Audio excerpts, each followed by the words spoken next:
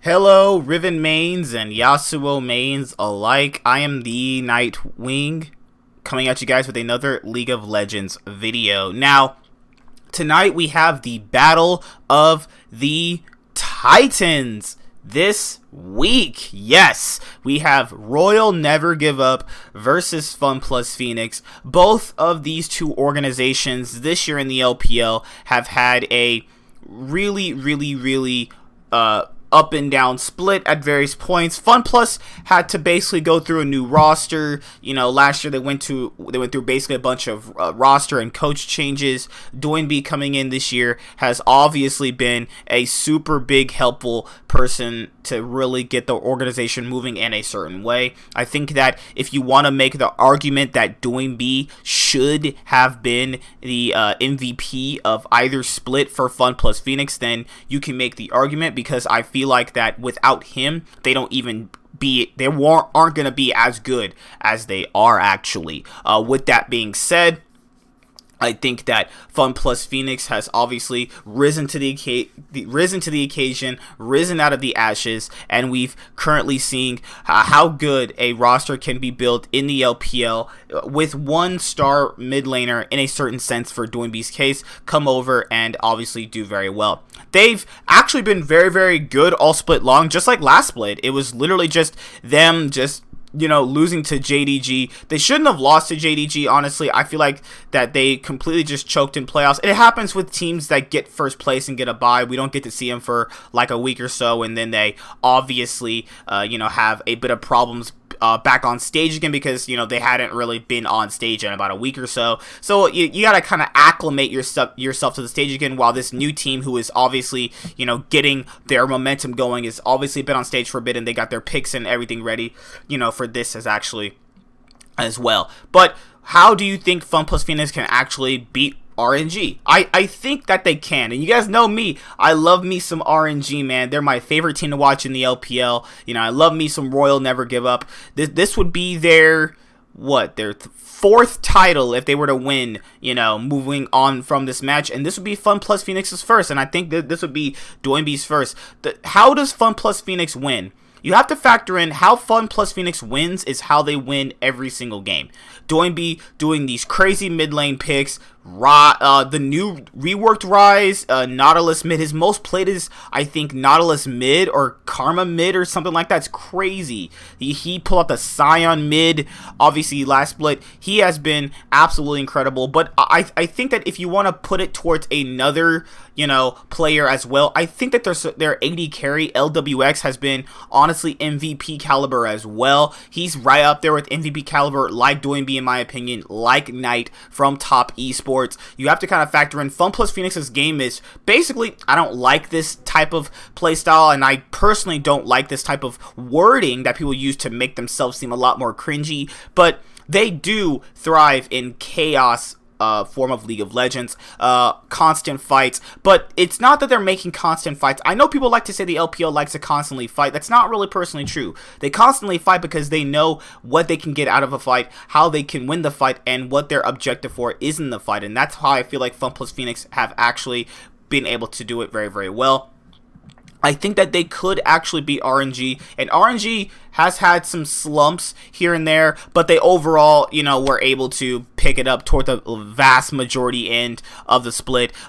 After moving Amazing J and then switching it out for Lang X, who was on Suning Gaming, they became a whole lot better. Karsa, basically MVP. Karsa, Xiaohu, and Uzi. Karsa and Xiaohu, I would say, are at the MVP level. You obviously have a great built roster around Uzi. Their game plan is still pretty much put all resources into Uzi, and if Lang X or Xiaohu do happen to have a good game, then they can carry as well. And I think that RNG's game plan is going to have to change up if you're going to beat FunPlus Phoenix. If FunPlus sees that they're trying that, resource Uzi strategy, they're going to try to exploit that as much as they can. And I really do feel like that it's something a lot of, people are not going to expect from FunPlus Phoenix. I think that if you're looking at this matchup from the fan perspective, most people are looking at this matchup and going, isn't FunPlus the underdog? Actually, no. RNG are actually the underdog. FunPlus Phoenix had a much better regular season, and all their players actually perform better at various positions. I think that their jungler Tian and that their support Crisp are definitely their slightly weaker players. I think Gimgoon is better than Lang X right now. I think that Karsa is better than Tian. I think that Doinby and Xiaohu are neck and neck. I think LWX and Uzi are right neck and neck with each other, and I think people are going to be like, man, Nightwing, you're crazy. No. LWX has been performing absolutely incredible this split, and Uzi has had some slumps here and there, obviously, but he's able to have picked it up toward the very end, and Ming is obviously much better than Crisp. I feel like the styles of these teams are drastically different.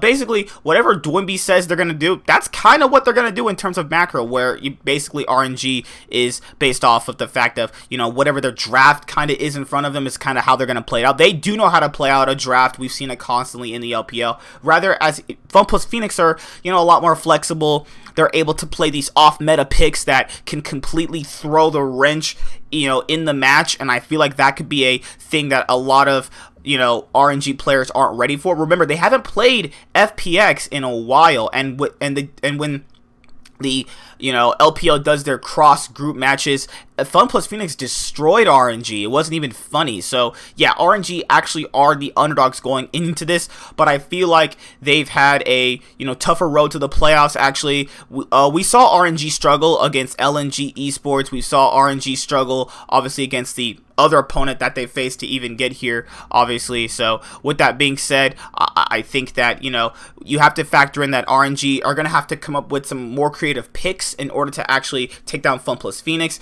Now the issue with FunPlus Phoenix is a lot of people call them the Griffin of the LPL, and I would say that's very, very true, except they have a little bit of weaker players in certain positions, but who knows now? Griffin and choking in the finals. Name a more iconic duo. You can't name a more iconic duo, but overall, yes, they do play very, very similar to Griffin. They'll throw in a wrench in draft, and they can do these weird flex picks that all obviously can fluctuate with the scaling of their composition, but I feel like that if that can also be countered if RNG just play their standard way, and if FunPlus Phoenix can't counter RNG standard ways of playing basically 1-3-1, these 4-1 compositions that RNG can do, then I feel like that it's going to be something that we're going to also have to see RNG adapt to. So yes, not much else to say about these two rosters. They've had incredible splits. RNG bouncing back, getting to the finals. I think that it could go either way. I'm gonna say, I'm gonna say RNG win 3-2.